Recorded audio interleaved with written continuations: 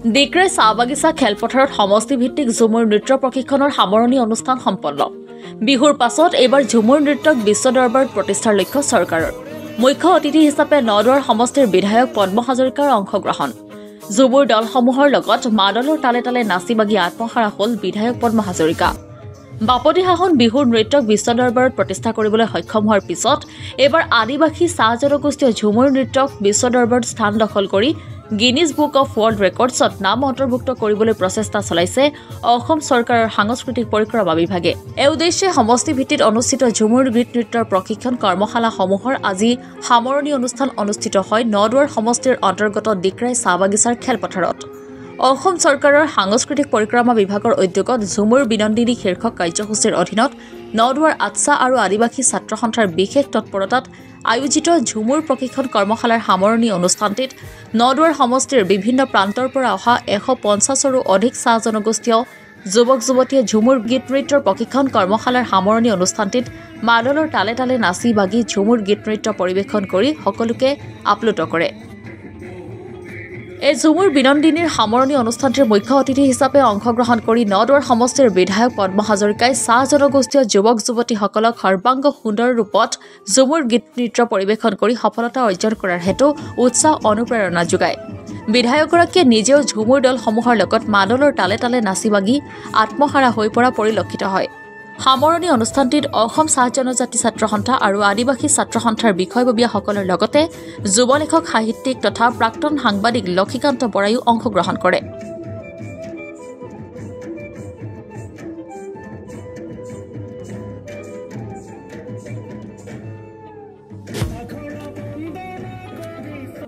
আজি অন্তিম অনুশীলন ডিক্ৰাই চাহ বাগিচাত কৰিছে।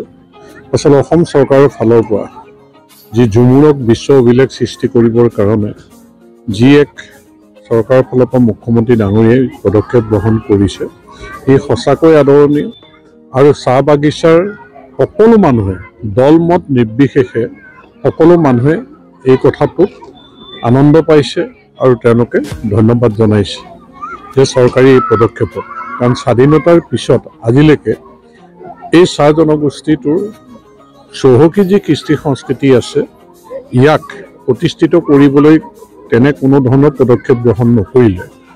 যেনেকৈ বিহুক বিশ্ব অভিলেখ সৃষ্টি কৰিলে ঠিক তেনেকৈ আমাৰ চাহ জনগোষ্ঠীৰ এই ঝুমুৰকো বিশ্ব অভিলেখ সৃষ্টি কৰিবৰ কাৰণে অহা 24 তাৰিখে প্ৰধানমন্ত্ৰী ডাঙৰীয়াৰ উপস্থিতিত যি প্ৰদৰ্শন হ'ব আমি আশা কৰিছোঁ যে ঝুমুৰে এটা বিশ্ব অভিলেখ সৃষ্টি কৰিবৰ কাৰণে সক্ষম হ'ব। আৰু যি এক আনন্দমুখৰ পৰিৱেশ সমগ্ৰ অসমতে হৈছে। আজি অসমৰ আকাশ বতাহ ঝুমুৰ অনুশীলনৰ নামত মুখৰিত হৈ আছে আৰু ইয়ে আমাৰ মাজত সমন্বয় সম্প্ৰীতি আস্থা বিশ্বাস সুদৃঢ় কৰিব। আমাৰ যি সপোন আছে আস্থাৰ অসম বিশ্বাসৰ অসম ইয়াক সুদৃঢ় কৰাৰ আমাৰ আস্থা বিশ্বাস আছে আৰু সুদৃঢ় কৰাৰ যাতে বৃহত্তৰ অসমীয়া জাতিৰ অন্তৰ্গত প্ৰতিটো জাতি জনগোষ্ঠীৰ মানুহৰ মাজত আস্থা বিশ্বাস সুদৃঢ় কৰি আৰু প্ৰতিটো জনগোষ্ঠীৰ যি কৃষ্টি সংস্কৃতি আছে তাক প্ৰতিষ্ঠিত কৰিবৰ কাৰণে সকলোৱে আমি একেলগে কাম কৰাৰ প্ৰয়োজন আছে। সিয়ে বৰ্তমান অসমত হৈ আছে। মই আশা কৰোঁ অহা 24 তাৰিখৰ দিনা ঝুমুৰে বিশ্ব অভিলেখ গঢ়িবৰ কাৰণে সক্ষম হ'ব আৰু ইয়াৰ কাৰণে মোৰ শুভেচ্ছা আছে। আৰু আমাৰ সমষ্টিৰ যিখিনি শিল্পী যাব তেওঁলোকক আজি লগ কৰি মই শুভেচ্ছা জনাইছোঁ অন্তিম অনুশীলনত আৰু তেওঁলোকেও আমি আশা কৰা ধৰণে সুনাম অৰ্জন কৰিবলৈ সক্ষম হ'ব। ইয়াৰ বাবে মই শুভেচ্ছা জনাইছোঁ। হয়, পোনপ্ৰথমে মই ধন্যবাদ জনাব বিচাৰোঁ আমাৰ অসম চৰকাৰক। কাৰণ অসম চৰকাৰে এনে এটা পদক্ষেপ লৈছে যিটো পদক্ষেপ আমাৰ চাহ জনগোষ্ঠী সমাজৰ এটি আবেগ বা চাহ জনগোষ্ঠী সমাজৰ মুখ্য সংস্কৃতি আমাৰ ঝুমুৰ, সেই ঝুমুৰক বিশ্ব দৰবাৰত প্ৰতিষ্ঠা কৰাৰ বাবে যি পদক্ষেপ গ্ৰহণ কৰিছে তাৰ বাবে পোনপ্ৰথমে তেখেতক অসম চৰকাৰক মই ধন্যবাদ জ্ঞাপন কৰিছোঁ। আৰু আমি আপোনালোকক জনাব বিচাৰোঁ যে ইয়াৰ পূৰ্বে আমাৰ LAC ৱাইজত বাছনি আৰু প্ৰশিক্ষণৰ লগতে অনুশীলন হৈ গৈছে। তাৰপিছতে আমাৰ জনাল লেভেলত আমাৰ তেজপুৰত 3খন ডিষ্ট্ৰিক্ট ক্ৰমে নগাঁও বিশ্বনাথ আৰু শোণিতপুৰৰ শিল্পীসকলে তাত পৰিৱেশন কৰিলে, তাত অনুশীলন কৰিলে।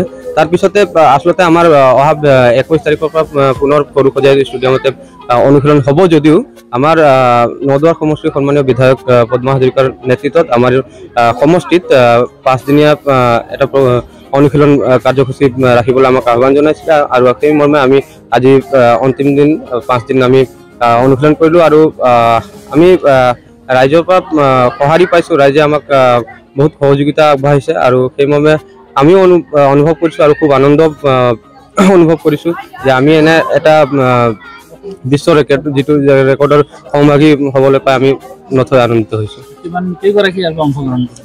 আমাৰ ইয়াৰ পৰা মুঠ 64 গৰাকী শিল্পীয়ে তাত অংশগ্ৰহণ কৰিব। তাৰে 49 গৰাকী নাচনী আৰু বাকী ঢোল বাদক বা ৰচিকাকে আদি কৰি 64 গৰাকী হ'ব। কেনেকুৱা অনুভৱ কেনেকুৱা হৈছে? সকলো বহুত আনন্দ ফূৰ্তিত নাচিছে আৰু আমি এই আমাৰ সমষ্টিৰ যি চাহ জনগোষ্ঠী সমাজক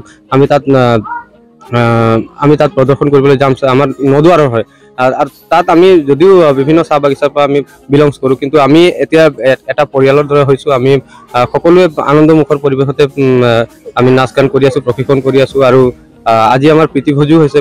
বহুত আনন্দ ফিল কৰিছোঁ।